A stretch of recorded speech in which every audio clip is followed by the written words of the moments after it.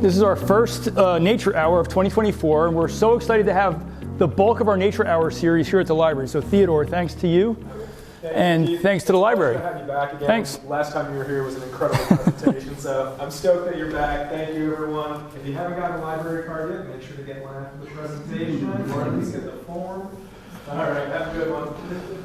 So again, thanks for attending. My name is Keith Williams. I'm the Vice President for Engagement and Education at the Lancaster Conservancy. And for those of you who don't know, we're a relatively small but mighty land trust that operates here in Lancaster and York counties. And what we do is we purchase land and we set it aside forever for us to use, right? For our well-being as humans. And what I wanted to do tonight is talk a little bit about that piece of it, but then spend most of our time talking about where we can go out on these preserves, because there's 50 of them. It's a lot of places, and I've been with the Conservancy as a staff person for 3 years, as a volunteer 10 years prior to that. And I'm not familiar with all 50 of those. And that's a beautiful thing that we have a nonprofit in our region that protects 10,000 acres on 50 different preserves that folks that are really familiar with that landscape don't know it yet. And we're adding to that. But there's a couple of reasons why we do this and why this work is critically important. And part of that is we're part of this really cool landscape mosaic. And so if you see these really bright green spots, right, these are all Conservancy properties. If you see these dark gray spots, these are other public lands. These are lands that are open for public access. So most of our Conservancy preserves are open for public access. And then these are, state game lands up here and state parks and a mix of other lands that are open for public access. And then these lighter yellow patches are protected lands that aren't open for public access, which is just as critically important for the ecology of the region. And so what the Conservancy does, very intentionally, is it joins these patches together to form contiguous protected open space. And that's really important for the ecology, and it's really important for us as humans. This is what's going on right now. Right? We are in the midst of the 6th mass extinction crisis in the history of the planet. And we're causing this one. This is human-mediated, right? So this is an exponential growth. If you look at that green curve, that's the number of species that are going extinct annually, right? Exponential number of increased extinctions. When we think about that, we usually think of things like this, right? Charismatic megafauna, giraffes and lions and tigers and bears, oh my, right? We don't have them around here. But what we do have are these, or we used to, right? So this is called the insect apocalypse. Windscreens, windshields in 1998 used to look like this, and now they look like that. And for most people, that's a good thing, right? Unless you're a squeegee manufacturer, then it's a bad thing to be in a squeegee business right now because you don't need them as much. But we don't realize is these insects are really critically important for the functioning of our planet, our ecosystem. They provide all kinds of services to us. Everything from food production to clean air to clean water to nutrient recycling. These species are going away right here, right now, where we live. There's mammals that are going away right here, right now, too. Allegheny wood rat, for example, used to be abundant in Lancaster County, hasn't been seen here in the last 20 years. Right? So it's not just the small things, but these small things especially, right? The regal fritillary, the rusty patch bumblebee, the frosted elfin, and the American bumblebee all used to be common in Lancaster and York counties 20 years ago. And now you can't find them. And this is why, right? If you add these things up, habitat loss and habitat degradation drive species loss. That's why things are going away. And so you've got an organization right here in our community that is taking direct action to fix the leading cause of species leaving the planet, of species leaving our region, and all the health that results for us as humans. And we are going to miss them when they're gone, but we're taking a stand to keep them from getting gone. And one of the things that we do in terms of protecting land is we provide space for people to get outside, which, by the way, is a really, really critically important step to stop the mass extinction crisis. The first step in stopping that is getting people connected to nature, getting people connected to their local ecosystem, to the local ecology, the local geography, the local green spaces. And so all those 50 preserves that we protect, those 10,000 acres that the Conservancy has protected over the last 54 years of our existence, are there for us to enjoy every single day of the year during daylight hours. Got to put that caveat on there, right? We're closed at night. Free of charge. To go out and recreate ourselves in these beautiful, magical places. And so we're going to talk a little bit about that tonight. This beautiful place where we live is this mosaic of protected lands. Some of those are open for us to use and some of those aren't. Right? The Conservancy leads the charge in opening those places for us to use. And one of the most beautiful preserves is Climbers Run. I'm a little bit biased because I live right there. I live in the house at Climbers. But this is really our premier preserve for engagement because it's got infrastructure on it. So Climbers Run is located right here in Peckway.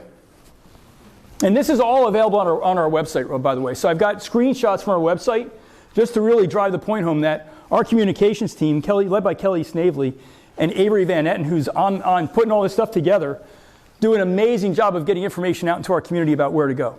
And Climbers Run is one of those places. All right? So it's got a couple different trails on it. One of the beauties of Climbers is the trails have varying difficulty. Right? So you could be somebody that's got a little bit of a mobility challenge and have a great time in nature at Climbers. You could also be somebody who's looking for a little bit more of a challenging hike. And you can do this white loop, for example, that's got a bit more distance and quite a bit of elevation gain. So if you know how to read these topographic maps, you see all these little thin lines, right? Each one of those is a 20-foot contour. And the closer those lines are together, the steeper the climb, or the steeper the descent, the more difficult typically. Right? So this is the Mueller's Woods section of the preserve. And this beautiful white trail comes up with a scenic overlook. This yellow trail is one of my favorites. It's relatively flat. It's a little bit of a challenge because it goes through this incredible rocky gorge. Just absolutely beautiful, these big rock outcrops on both sides of schist, the dominant bedrock in the region. Really unique ecology there too. And then this one, the Amos and Esta Funk Trail, this orange trail, is really simple. There's not a whole lot of elevation change to it. It's only about 3/4 of a mile. Just about anybody can navigate that, even little kids. And it goes through a bunch of different kinds of ecologies, right? We've got upland woods, we've got lowland woods, bottomland forest. We've got two different kinds of meadows that it traverses. It's a really fabulous place.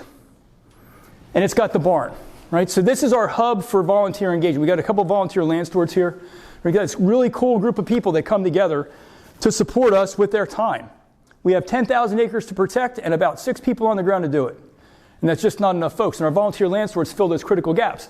This is their base of operations. This is where we do our volunteer land steward training. This is where we have school kids come out for education programs. We have corporate groups that come and use this space.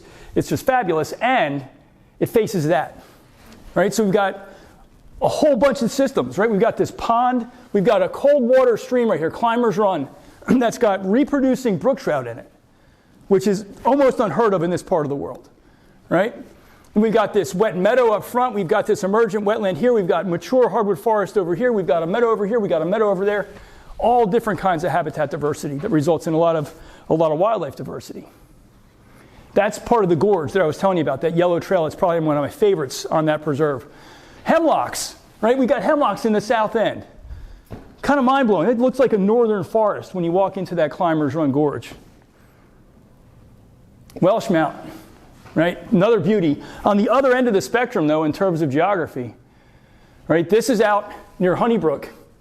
Big preserve, 900 and some acre complex when you look at Welsh and Money Rocks County Park right next door to it. That's that nub right out there. That's Welsh Mountain, just as a point of reference. And this has got a really cool trail complex on it. So you can put together whatever length of hike that you want, and really whatever difficulty of hike that you want. What most people do, and my favorite, is this blue loop, right? So you've got this parking lot right here. You can do this blue loop. It's about a 2.5-3 mile loop, relatively flat. Parts of it are a little bit rocky, but on the scale of things, relatively easy to do. Another really cool thing about Welsh is this little purple trail right here is a universally accessible trail. Folks that are in wheelchairs can do that. Strollers can do that. Anybody in our community can access this beautiful UA trail, universally accessible trail. And then if you put these together with these connectors, right, the orange, the green, the red, and connect it with the Money Rocks trails, you could spend a day out there and not be done hiking. And look at some of these contours on this back, and you see it gets really steep back here because it is Welsh Mountain. It's as much of a mountain as we can get around here in these parts, right? But you start going down off the side of that mountain, you get some increased terrain. And so if you want more of a challenging hike, you can create that for yourself. And the ecology here is fabulous and different, right? This is a mature oak forest. You don't see much of that around here anymore. And the shrub layer is azalea and mountain laurel. So Shanks Ferry blooms early in the spring, right? Everybody familiar with the amazing wildflowers in Shanks that are popping before the canopy leaves out? When that's done, go to Welsh Mountain, because Welsh Mountain's just getting revved up. There's a close-up of some of the azaleas that we have. And orchids, lady slipper orchids, and 2 other species of orchid too. So completely different floristic community than typically what we find closer to Lancaster City. Really different and absolutely beautiful, and deep, deep woods. I mean, there are days when I'm on Welsh when there's no traffic noise and there's no airplane noise, which is really, really rare. And that's just what it looks like when it's leafed out. Beautiful place. And it's got this great overlook. Right, so there's a white connector trail off the Blue Loop that pops you out, that overlooks this great valley. Closer to home, much closer to home. Windhoff Landing, in my opinion, is our premier urban preserve. It's probably only about 1.5 miles from here. Right there it is, right next to the Conestoga Memorial Cemetery, right on the Conestoga River, on Second Lock Road. This is a 27-acre gem with about 1.5 mile loop. Now, this is a challenging loop. This map doesn't have contours on it, but this is a steep down to the Conestoga and a steep back up. But it's amazingly stunning, given its geography. It's got some nice transitional forest when you first get there. Really cool, interesting canopy. And Virginia bluebells. Who'd have thought? Basically right in the confines of Lancaster City, we've got this 27-acre gem. And then down in the floodplain in July, it's all wingstem. So wingstem is this beautiful, looks like a sunflower-looking kind of plant. It's about this tall, a sea of yellow. It's absolutely beautiful. How many times have I said beautiful today? I think I need to find a new word. Wizard Ranch. It's another one. I can't stay favorite. Favorite is another word that's getting worn out. I get asked a lot what my favorite preserve is, and it's whatever preserve I happen to be on at the time. Right? Wizard Ranch is in York. It's a former Boy Scout camp. It's one of our newest preserves. So here we are, right, just outside of Wrightsville, just across the river from Columbia. We've got Wizard Ranch and Hallam Hills. Right? We've got how many acres in York now, Kelly? 30% of our land. 30% of our holdings. So about 3,000 acres in York County. And Wizard is our engagement hub on the York County side of the river. The way Climbers is our engagement hub in Lancaster, Wizard is becoming that engagement hub in York. And right now it's got limited trails because, again, we really just recently opened this and acquired it.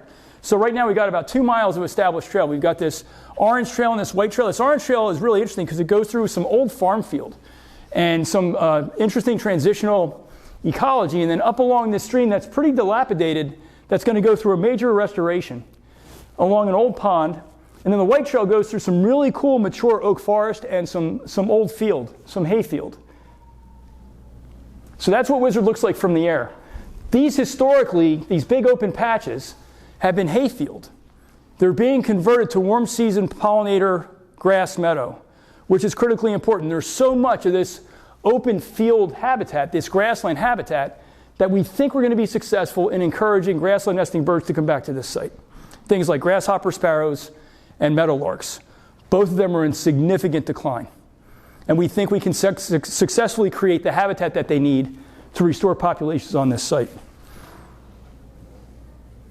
That's what it looks like. It's going to look very different soon, right? Once we restore this back to warm season grass meadow, which were really common in this area, right? So there's a kind of a misperception that this entire region was covered in eastern deciduous forest, pre-European settlement. That's really not true.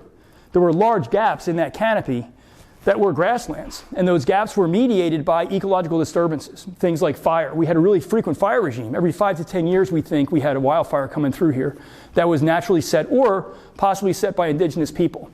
We had eastern bison, eastern deciduous forest bison, that would go through and prune out any woody stems that would start growing in these meadow areas, right? So we had, certainly if we did nothing, if there was no disturbance that occurred on these systems, they would revert back to forest. Right? But we had things that naturally occurred that happened, that as we developed this land, we eliminated those disturbances. And so these systems went away. They also happened to be the first to get developed because they were easiest.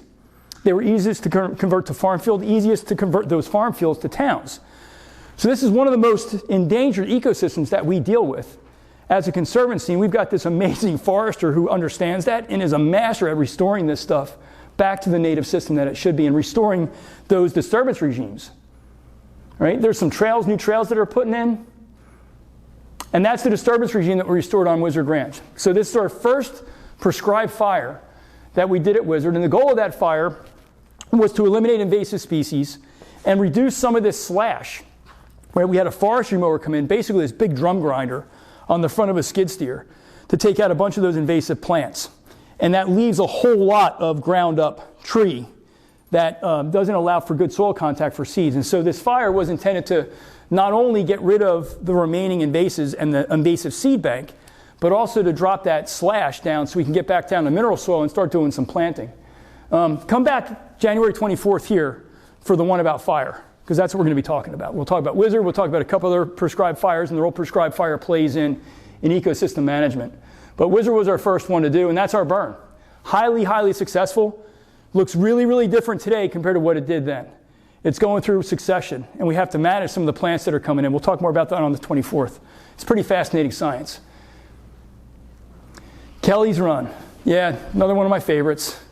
Kelly's Run is back down in Holtwood, right? So there's climbers, there's Kelly's. We've got a whole complex in the south end, right? In the River Hills region with Tuckwan and Clark and Kelly's in Holtwood. But Kelly's is really fabulous. The typical route that most people at Kelly's take is this blue loop, right? Goes down along the river, and then it goes through. Most people go to Kelly's to see the gorge. As it goes around through Kelly's Run, it's cut this amazing gorge in through the schist bedrock that is really breathtaking, right? Every time I get into Kelly's Run, I feel like I'm not in Pennsylvania. I feel like I'm in Ithaca, New York, in the gorges of Ithaca. And the ecology is different because of that microclimate that's set up, right? So we've got this huge rhododendron glen that occupies almost all of the north-facing slope in the Kelly's Run Gorge. This stunning geology that influences that geography. But one of the coolest things about Kelly's Run is up on top. When people come to Kelly's Run and we're there tabling, we have volunteers that staff a table to welcome people to Kelly's Run in the summertime and help them figure out where they want to go and make sure they understand Leave No Trace. And they always say, how do I get to the good stuff? And that's right behind the people at the table. And in my mind, this is the good stuff, right? We've taken lawn and hay meadow and soybean field and converted it into 15 acres of this. It's just unbelievable. We just did a major restoration on that this past season. We went from 6 native species. When we first took over this property and planted this in native pollinator meadow, we had the science behind us that we could successfully grow 6 native species. In the span of about 7 years since we did that to now, the science has changed. So now we have the technology to do 16 native species. So we completely redid that whole meadow this past summer into fall and winter. And I can't wait to see what comes up in the springtime with 16 different native wildflowers in a big 15-acre patch. And so not only does Kelly's Run have this incredibly breathtaking gorge that you hike through and you go underneath these towering rhododendrons that are probably hundreds of years old, because that place has probably never been logged. It's so remote, so rugged to get into. But then up on top, the part that's been heavily disturbed by humans, we've done an incredible job of reverting that back to what it probably looked like pretty close to pre-European settlement. And let me go back a minute. This is the one where people get in trouble, right? Our volunteers have headed off, I think, people making wrong hiking choices at Kelly's Run. This is not an easy hike, right? This blue loop is one of our most challenging. There's steep down and steep up. Once you're down in the gorge itself, there's some rock scrambling you got to do. You're not bouldering. You don't have to be clipped in or anything like that. But there's some bigger slabs of schist, bedrock, that you got to scramble up and over. It's not an easy hike. That coupled with Pinnacle, right? Pinnacle, we acquired the Pinnacle. And we transferred that to Pennsylvania State Parks because that functions more like a state park than a nature preserve, right? People go to the Pinnacle to picnic.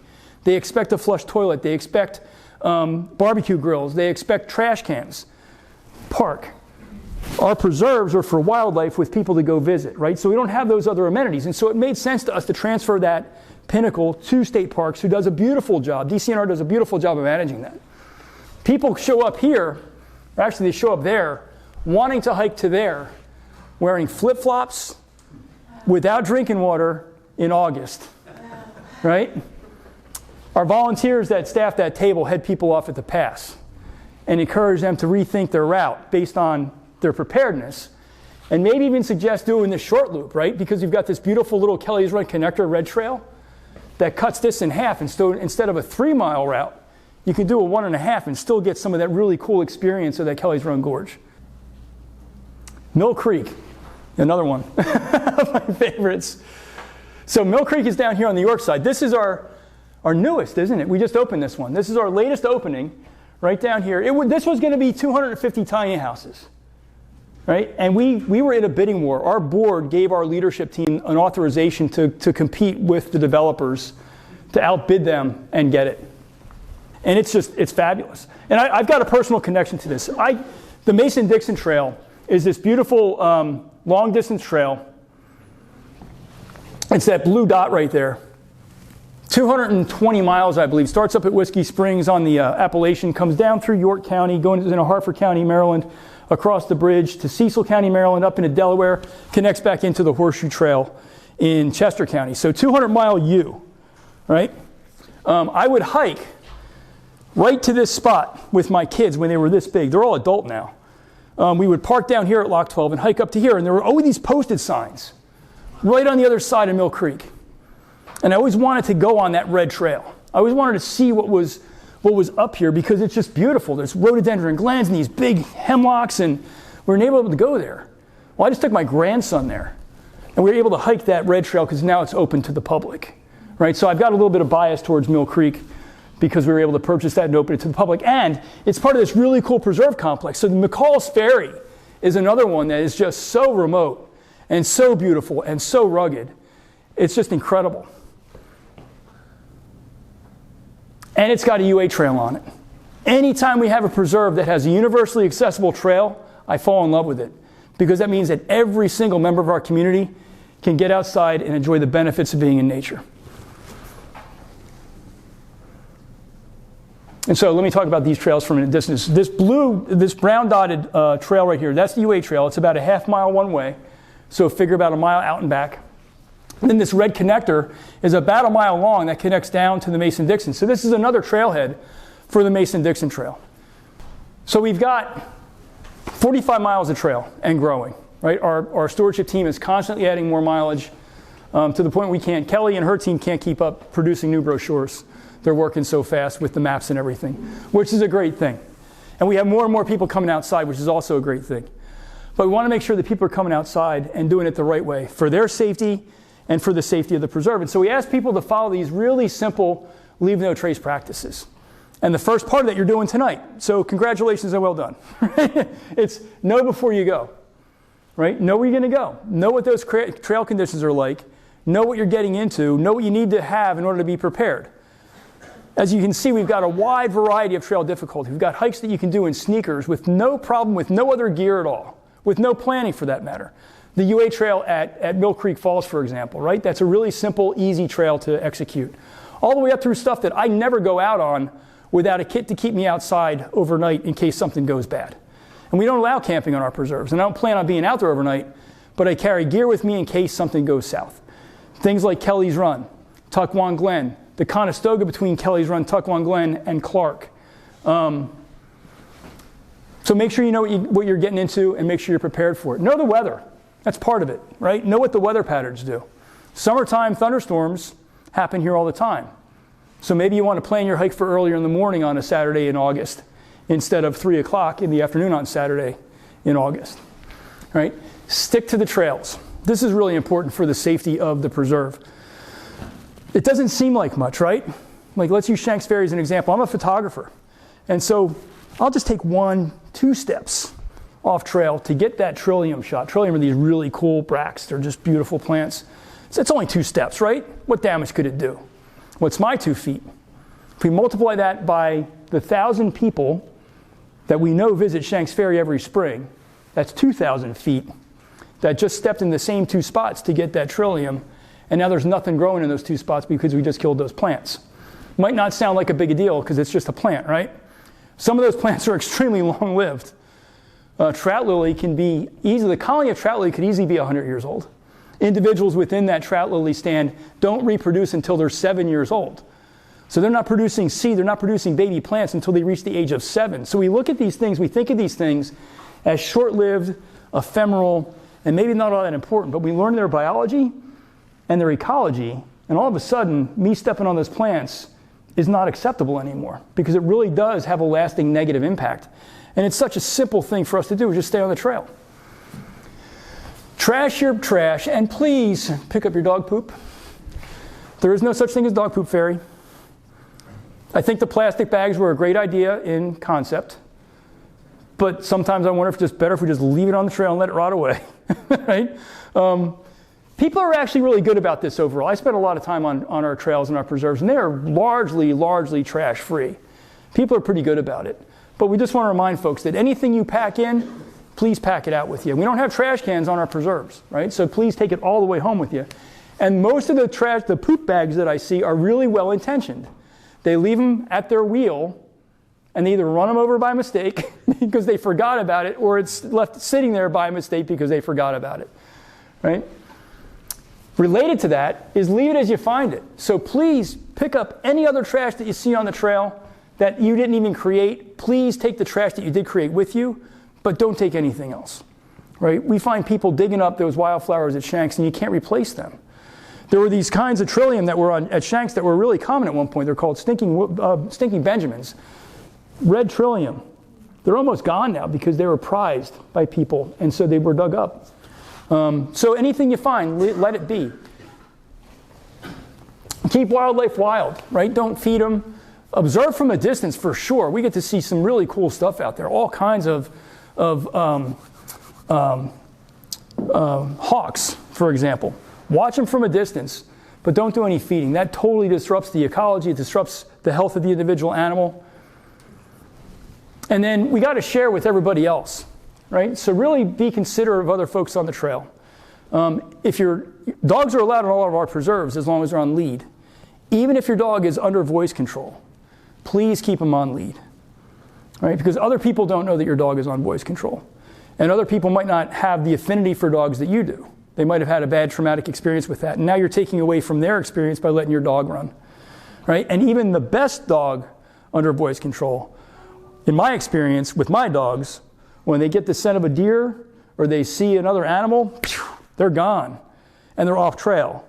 And they're trampling stuff. And they're disturbing wildlife. So please bring your dogs. I'm a dog person. I think just about everybody on staff is a dog person. But please keep them on lead. And all of that goes to this, right? The first thing you can do to protect these 4 species that are going away from our region is go out on our trails. Go out on one of the 50 preserves that we manage.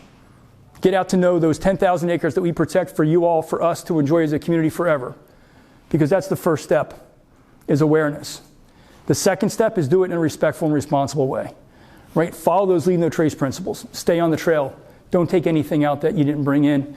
Pack out your trash. Keep your dog on lead. And then third, support us. We need volunteers. We need donations, right? We are still trying to grab land as much as we possibly can while there's still land to get. And that is a limited resource that's going away rapidly. We're in a race to get whatever remaining open space we can. We're not anti-development. I live in a house. But we think that those houses should be built in the right kinds of places. And the places that we protect aren't those places. So all 50 of those are there for us to enjoy. And I just gave you a really tiny little taste of what's out there. Thanks.